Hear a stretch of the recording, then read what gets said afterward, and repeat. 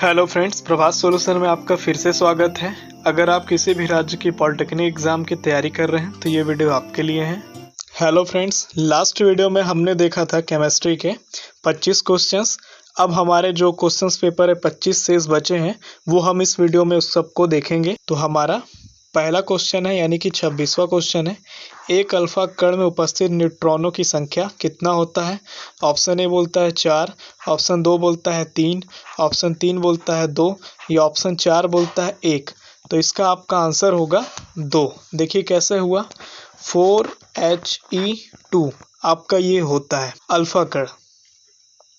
ये जो 2 है आपका, ये क्या है आपका परमाणु क्रमांक है, ठीक है। और ये जो 4 है आपका, ये उसका द्रव्यमान है। तो यहाँ पे क्या बोला है, न्यूट्रॉनों की संख्या, मतलब कि A माइनस जेड आपको करना है, या A माइनस आप प्रोटॉनों की संख्या करेंगे, दोनों का मान एक ही आएगा। तो 4 माइनस 2 इक्वल टू आपका 2। तो यही आपका आंसर यहाँ पे 2 है। अगला क्वेश्चन है हमारा, 0.05 ml जल में अणुओं की संख्या कितनी होगी। तो बोलता है 0.05 ml आपको जल लेना है और उसमें आपको काउंट करना है कि जो हमारा एवोग्रेडो संख्या होता है, मोलों की संख्या, वो कितनी है यहाँ पे, ठीक है। तो देखिए यहाँ पे हम क्या करते हैं, एक बूंद का द्रव्यमान सबसे पहले हम कैलकुलेट करते हैं। तो आपका एक ड्रॉप या एक बूंद का जो आपका द्रव्यमान होगा वो कितना होगा, 0.05 इंटू आपका क्या होगा 1 ग्राम, मतलब आपका हो गया 0.05 ग्राम। अब क्या करेंगे, पानी के मोलों की संख्या हमको निकालना है।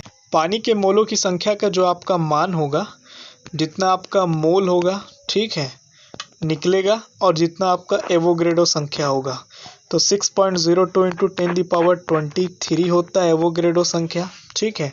अब मोल कैसे निकालेंगे, तो मोल देखिए हमारा वाटर का फॉर्मूला क्या होता है, H2O, ठीक।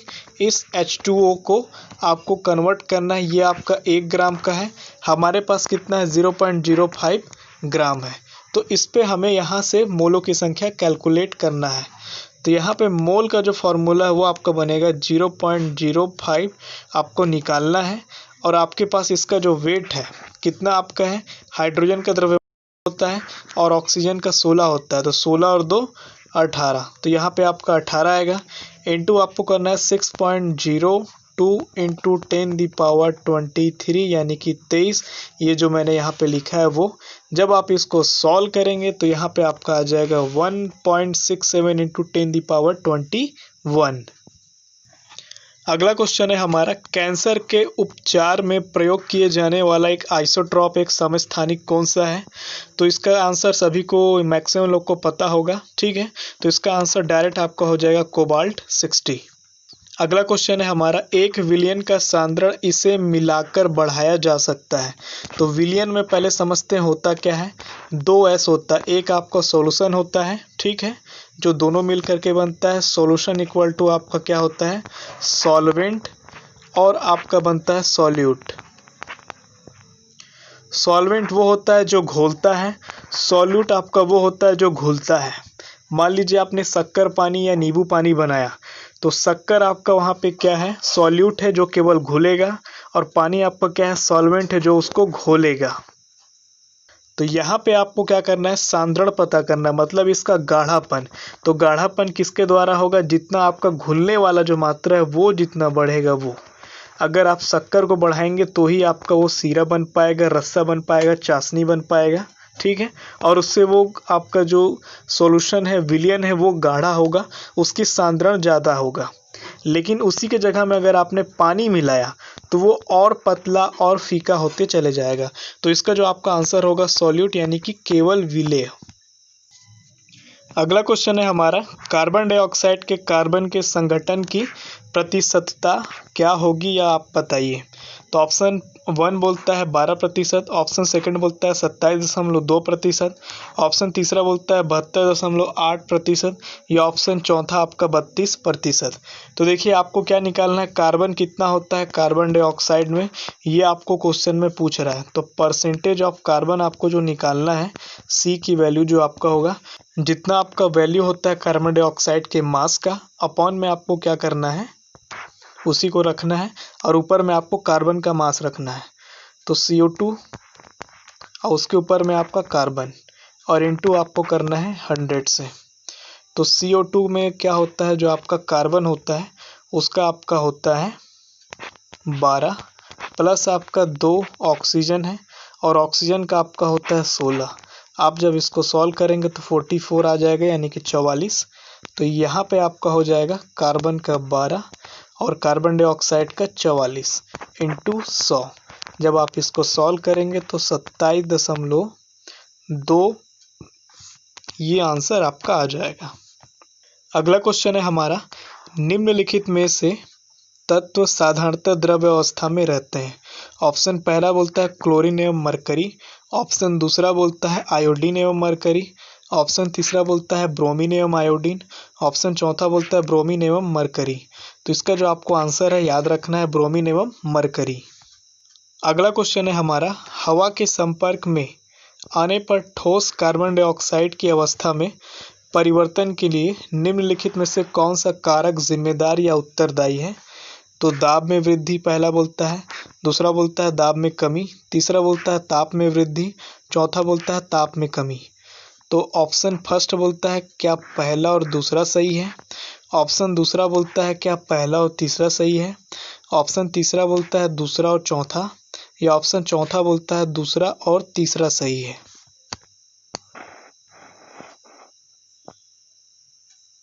तो देखिए इसका जो आपका आंसर होगा केवल दूसरा और तीसरा है। तो दूसरा आपका क्या है, जो दाब में आपका कमी आपको करना है, प्रेशर आपको कम करना है, ठीक है। और तीसरा आपका क्या है, ताप को वृद्धि करना है, टेम्परेचर आपको बढ़ाना है। अगर आप क्या करेंगे, दाब को अगर आप कम रखेंगे और टेम्परेचर को आप बढ़ाएंगे तो कार्बन डाइऑक्साइड जो है ठोस में अगर है, ये सॉलिड फॉर्म में है, तो ये किस में कन्वर्ट हो जाएगा, प्रेशर कम और टेम्परेचर ज़्यादा। तो कोई भी अगर आप ठोस चीज़ को अगर आप गर्म करेंगे, तापमान देंगे, तो वो क्या होगा, पिघलेगा, तो लिक्विड में बनेगा। और जब आप उस पर तापमान देंगे तो वो गैस फॉर्म में चेंज हो जाएगा। तो इस प्रकार से आपका ठोस कार्बन डाइऑक्साइड गैसीय कार्बन डाइऑक्साइड में कन्वर्ट हो जाता है। अगला क्वेश्चन है, निम्नलिखित में से सजातीय मिश्रण कौन सा है। तो ऑप्शन पहला बोलता है स्याही, ऑप्शन दूसरा बोलता है कांच, ऑप्शन तीसरा बोलता है पीतल, या ऑप्शन चौथा बोलता है आपका दूध। स्याही जो है वो आपका वाटर और अलग अलग प्रकार के क्या रहता है, पिगमेंट रहता है, जिससे वो कलर लेके पाता है। कांच में आपका क्या रहता है, सिलिका वगैरह रहता है, रेत सैंड इसमें मिला होता है, तो एक पार्टिकल यहाँ पे कहीं पे भी नहीं होता है। तीसरा नंबर है आपका पीतल, तो ये आपका आंसर होगा, क्यों, क्योंकि पीतल बोलिए, लोहा बोलिए, तांबा बोलिए, ये सारी चीज़ें क्या है, एक प्रकार के ही एलिमेंट, एक प्रकार के तत्व से ही मिल करके ये पूरी तरीके से बनता है, उनका एक ही तरह का नेचर होता है। मिल्क आपका क्या है, इसमें आपका वसा होता है यानी फैट, इसमें आपका पानी की मात्रा होता है यानी कि वाटर, ठीक है। तो इस प्रकार क्या है, ये आपका सजातीय नहीं हो पाता, एक ही जात वाले यहाँ पे नहीं होते हैं। तो यहाँ पे जो इसकी जाति है वो एक होना चाहिए, तो इसमें आपका ऑप्शन जाएगा तीसरा पीतल।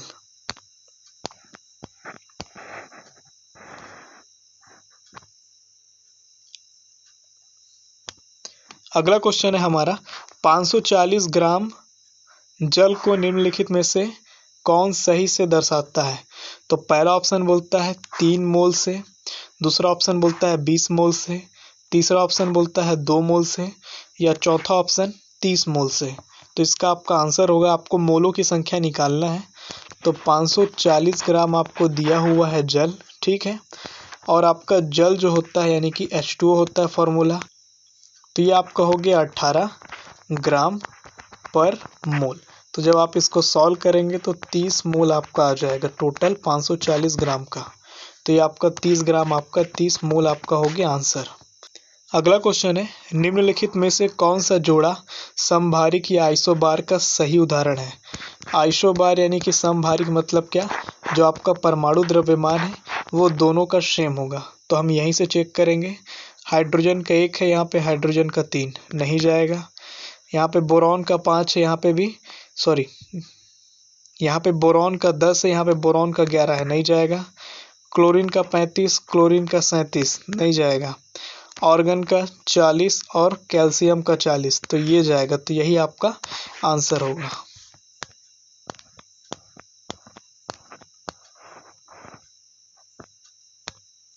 अगला क्वेश्चन है, ऊष्मागतिकी के तीसरे नियम के अनुसार निम्नलिखित में से कौन सा कथन गलत है? तो पहला ऑप्शन बोलता है 0 केल्विन पर एक क्रिस्टलीय ठोस में पूर्ण रूप से कोई आणविक कंपन नहीं होते और इसलिए इसकी एंट्रोपी शून्य होती है। तो देखिए ये तो आपका सही है, ठीक है, तो ये आपका नहीं जाएगा। दूसरा नंबर आपका है 1 विलियन की एंट्रोपी 0 केल्विन पर शून्य नहीं होती, ये भी आपका जाएगा, ठीक है, सही है। तीसरा नंबर है एक शुद्ध क्रिस्टलीय पदार्थ की एंट्रोपी शून्य पहुंच जाती है जब तापमान परम शून्य पर पहुंचता है, तो ये भी आपका सही है।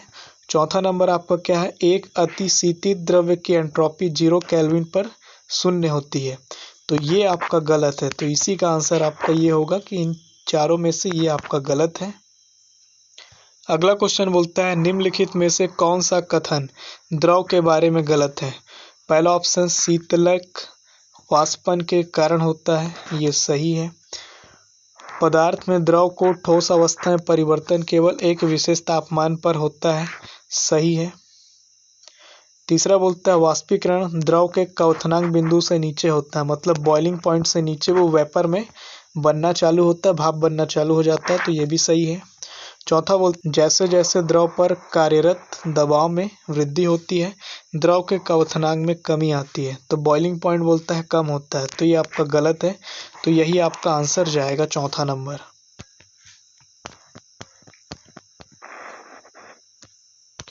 अगला क्वेश्चन है हमारा निम्नलिखित हाइड्रोकार्बन में से किसका क्वथनांक निम्न होता है, मतलब बॉइलिंग पॉइंट किसका कम होता है? तो हमको डायरेक्ट याद कर लेना है इन चारों ऑप्शन में नियोपेंटेन जो आपका होगा इसका बॉइलिंग पॉइंट कम होगा।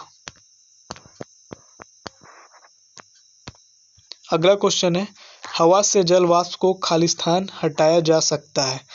ऑप्शन पहला बोलता है सम्मिश्रण द्वारा, ऑप्शन दूसरा बोलता है आंशिक विसरण द्वारा, ऑप्शन तीसरा बोलता है 0 डिग्री सेल्सियस से कम तापमान वाली ठंडी सतह के ऊपर से गुजारते हुए, या ऑप्शन चौथा अधिधारण द्वारा। तो इसका जो आपका आंसर होगा ऑप्शन तीसरा होगा, 0 डिग्री सेल्सियस से कम तापमान वाली ठंडी सतह के ऊपर से गुजारते हैं तो क्या होगा, हवा से जल वाष्प को हटा सकते हैं। अगला क्वेश्चन है हमारा एक तत्व का परमाणु भार 40, परमाणु क्रमांक 18, इसमें इलेक्ट्रॉन प्रोटॉन एवं न्यूट्रॉनों की संख्या कितनी होगी वो पूछा है। तो आपको कितना दिया है, द्रव्यमान आपको 40 दिया है, भार आपको 18 दिया है, आपको ई बताना है, पी बताना है और एन बताना है। तो जितना आपका परमाणु क्रमांक होगा वही आपका इलेक्ट्रॉन का संख्या और वही आपका प्रोटॉन का संख्या, अगर आपसे आयन नहीं पूछा है तो। तत्व का दिया है और तत्व का ही आपसे पूछ रहा है तो वही होगा। अगला आपका क्या है, न्यूट्रॉन। न्यूट्रॉन क्या होगा, आपका जो द्रव्यमान है उसमें से आप क्या करेंगे, परमाणु क्रमांक को घटा दीजिए, तो आपका आ जाएगा जो आंसर वही आपका न्यूट्रॉन हो जाएगा।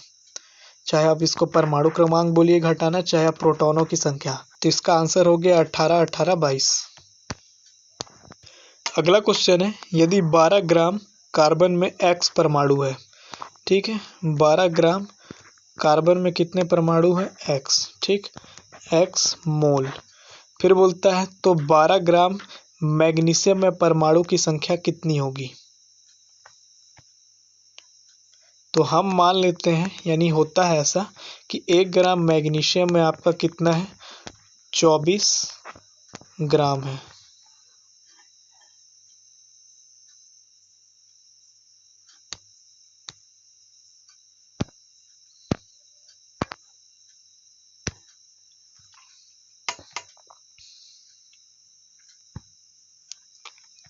अगला क्वेश्चन है यदि 12 ग्राम कार्बन में X परमाणु है तो 12 ग्राम मैग्नीशियम में परमाणु की संख्या क्या होगी?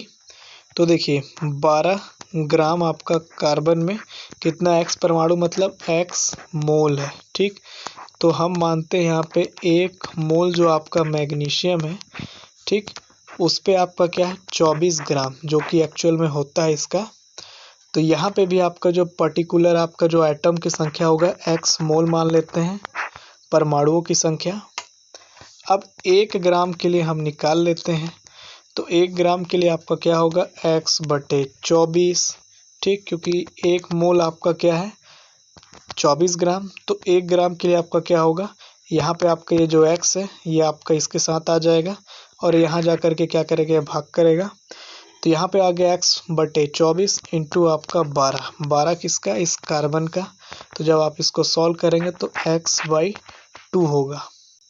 तो इसका आंसर आपका हो गया x/2। अगला क्वेश्चन है, खाली स्थान में कमरे के तापमान पर क्लोरीन संतृप्त हाइड्रोकार्बन के साथ अभिक्रिया करता है।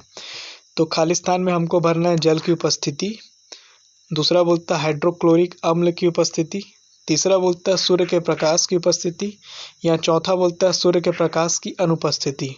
तो इसका जो आपका ऑप्शन आंसर होगा सूर्य के प्रकाश की उपस्थिति में कमरे के तापमान पर क्या होता है, जो क्लोरीन आपका होता है वो संतृप्त हाइड्रोकार्बन के साथ क्या करता है, रिएक्शन कर लेता है।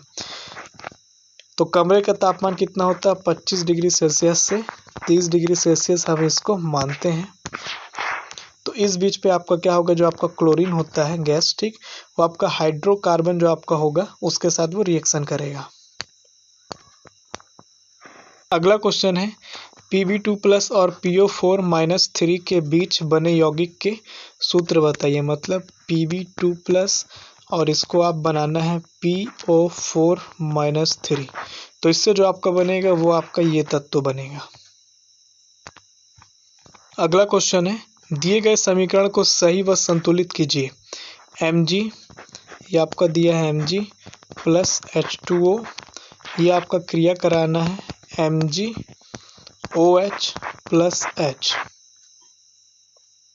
तो देखिए यहाँ पे आपको 2 का इंटू करना है, ठीक है, और यहाँ पे आपको इसका होल्टाइज आपको देना है और हाइड्रोजन को आपको डबल करना पड़ेगा। तो यहाँ पे देखिए Mg1 है, तो यहाँ पे भी आपका Mg1, ठीक। यहाँ पे जो आपका हाइड्रोजन है ये 2 नीचे और 2 यहाँ, यानी कि 4 हाइड्रोजन है। तो यहाँ पे हाइड्रोजन देखिए 1 2 यहाँ पे है और ये 2 यहाँ पे, 4 हो गया। ऑक्सीजन आपका कितना है, ये 2 इंटू ऑक्सीजन, तो ऑक्सीजन भी यहाँ पे ये 2 इससे इंटू कर रहा है। तो इस तरह से इसको आपको बैलेंस करना है।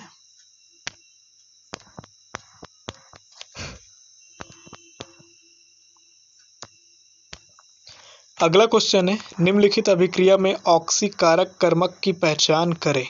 तो हमारा जो ऑक्सीकारक कर्मक यानी जिसको हम बोलते हैं ऑक्सीडाइजिंग एजेंट होगा वो आपको यहाँ पे निकालना है। तो पहला जिंक है आपका, ठीक है, सॉलिड फॉर्म में, फिर आपका FeSO4 आपका एक्वा फॉर्म में है। जब इसको रिएक्शन कराते हैं तो जिंक SO4 एक्वा फॉर्म में बनता है और Fe आपका क्या होता है, सॉलिड फॉर्म में रहता है। तो इसमें जो आपका फर्स्ट टर्म जो है वही आपका क्या है, इसका ऑक्सीकारक कर्मक है।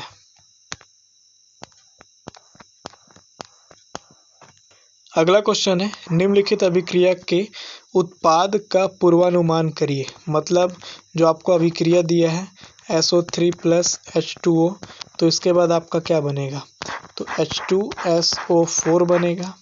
ऑक्सीजन 3 और 1 ये 4 ऑक्सीजन, सल्फर 1, यहाँ पे सल्फर 1, हाइड्रोजन 2, यहाँ पे हाइड्रोजन 2। तो इसका आंसर आपका होगा H2SO4 पहला। अगला क्वेश्चन है, रदरफोर्ड के एक परमाणु मॉडल के विषय में निम्नलिखित में से कौन सा कथन सत्य है। पहला बोलता है नाभिक एक परमाणु में एक सघन भारी तथा धनावेशित भाग है। तो ये सही है, क्योंकि नाभिक में क्या होता है, आपका परमाणु में एक नाभिक होता है जो कि आपका धनावेशित होता है। सघन मतलब कि क्या, पूरी तरीके से वो डेंस होता है और हैवी होता है। दूसरा बोलता है इसकी पुष्टि हो चुकी है कि अल्फा कण हाइड्रोजन परमाणु से 4 गुना अधिक भारी होता है। तीसरा बोलता है सौर प्रणाली से तुलना की जा सकती है। चौथा बोलता है एक परमाणु में इलेक्ट्रॉन नाभिक के बहुत करीब मौजूद होता है। तो देखिए दूसरा जो आपका सही है, ठीक, तो ये सही तो है, लेकिन आपका परमाणु मॉडल से, रदरफोर्ड के परमाणु मॉडल से मैच नहीं होता है, तो इससे हमको मतलब नहीं है। तो पहला मैच हो रहा है और ये जो तीसरा सौर प्रणाली है वो मैच हो रहा है। क्यों हो रहा है, क्योंकि सौर प्रणाली कैसे बताया, जो आपका सन होता है सूरज, उसी के चारों ओर क्या होता है 9 ग्रह आपका बुध बृहस्पति शनि ये सब क्या करते हैं, चक्कर लगाते हैं। इसी प्रकार आपका जो प्रोटॉन होता है नाभिक में और उसमें न्यूट्रॉन होता है, इसी के चारों ओर आपका इलेक्ट्रॉन चक्कर लगाता है। तो ये रदरफोर्ड ने बताया था, तो ये दोनों यहाँ पे सही है, पहला और तीसरा।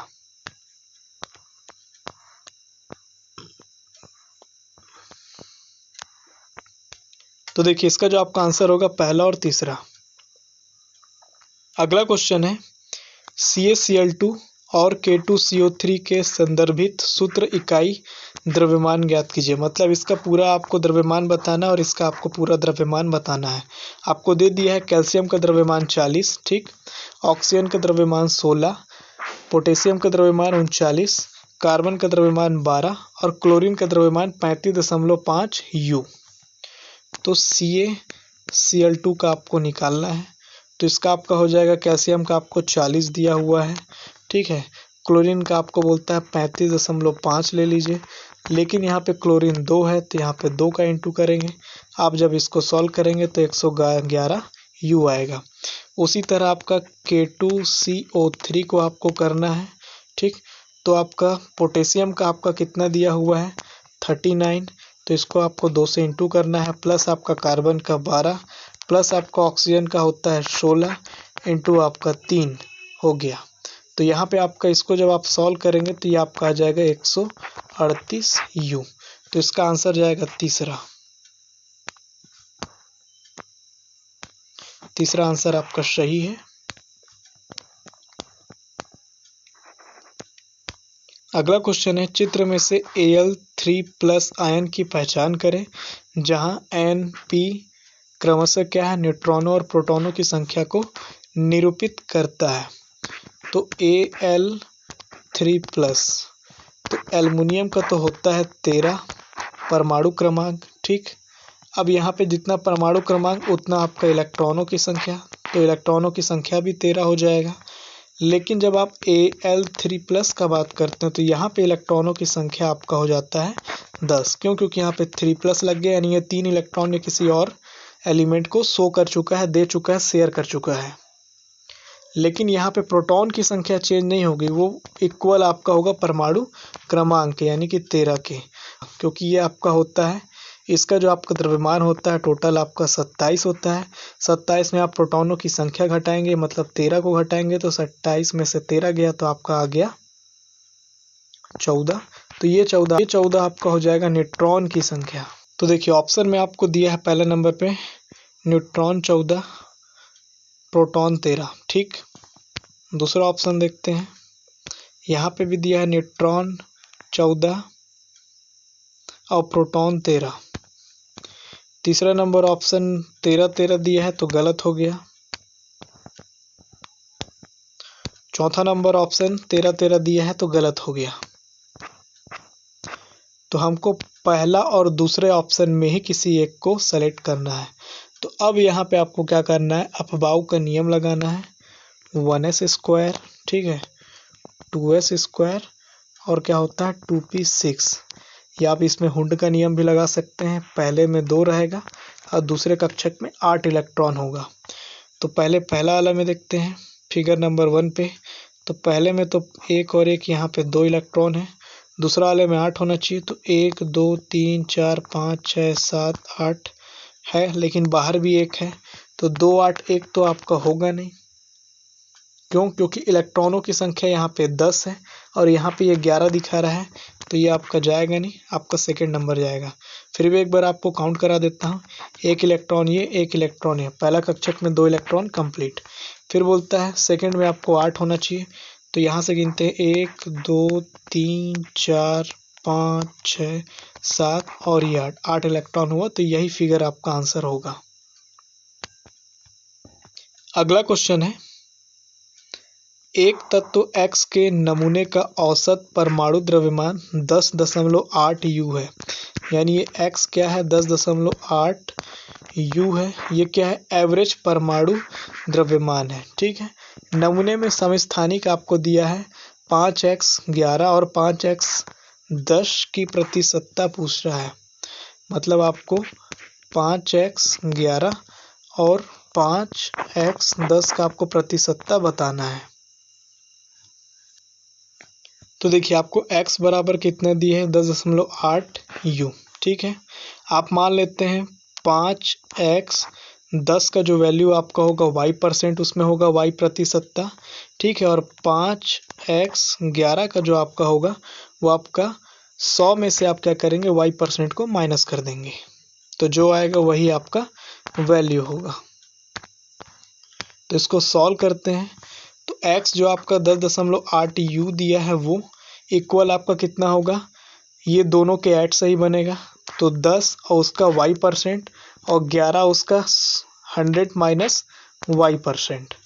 तो यहाँ पे x के जगह में आपको क्या रखना है 10.8 रखना है।